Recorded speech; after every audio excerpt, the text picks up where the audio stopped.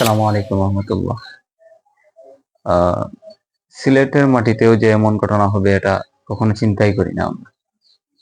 বলছিলাম ওই যে গতকালকের ঘটনাটা, যে গতকালকে কনসার্টের কারণে মাহফিল বন্ধ করে দেওয়া হয়েছিল, বা মাহফিল বন্ধ না বলতে মাহফিলের 6টি মাইক মাইক বন্ধ করে দেওয়া হয়েছিল।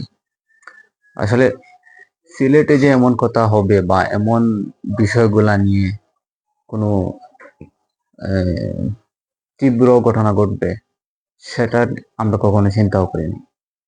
দেখেন, এমন সময় মাহফিলটা ওরা বন্ধ করেছে, বা মাহফিলের 6টি মাইক ওরা বন্ধ করেছে, যে সময় এনায়তুল্লাহ আব্বাসী সাহেব মাহফিলের মধ্যে বসা, এবং উনি তখন কথা বলতেছেন। তো ওরা কি করলো, যে 6টা মাইক বন্ধ করেছে, তাও আবার কি কনসার্টের কারণে। আর সিলেটের মানুষ তা শুধু তাকিয়ে দেখলো। সিলেটের মানুষের কি কিছু করার ছিল না?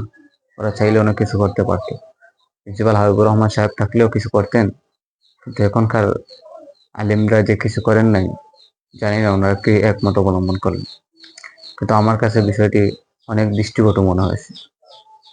এই গানের জন্য বা কনসার্টের জন্য যে এত বড় একটা মাহফিল বন্ধ করে দেওয়া হবে, এটা কখনো চিন্তাও করি না আমরা।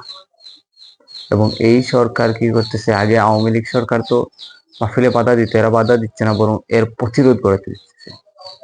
তো এর আমরা তীব্র নিন্দা এবং কঠোর প্রতিক্রিয়া জানাই। কারণ দেখেন, কনসার্টের কারণে যে মাহফিল বন্ধ করে দেওয়া হবে, এটা কখনোই উচিত না। তবে ওরা তো মাহফিল বন্ধ করে দেয় নাই, মাইক তো বন্ধ করেছে ভাই। মাইকটা বন্ধ করবে কেন? ওদের কি কোনো দায়বদ্ধতা নেই মাহফিল নিয়ে? বা সিলেটের মানুষই তখন বসেছিল কেন? আর তো তাদেরকে কি বলবো, সিলেটের মানুষ যে গানের প্রতি এতটাই মনকে এগিয়ে দিবে যে মাহফিলের 6টা মাইক বন্ধ করে দেওয়া হলো, তা নিয়ে তারা কোনো প্রতিক্রিয়া জানানো নেই।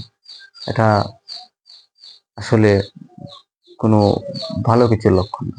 আমরা আর এখান থেকে কি করতে পারি ভাই?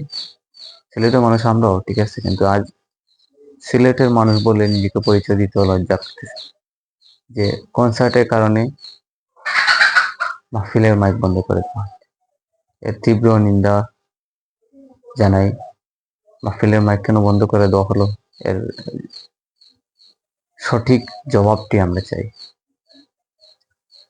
সঠিক জবাব যদি না আসে, তো মুরব্বীরা কি ফয়সালা নেন, সেটার দিকে তাকিয়ে থাকা ছাড়া তো আমাদের কোনো উপায় নেই।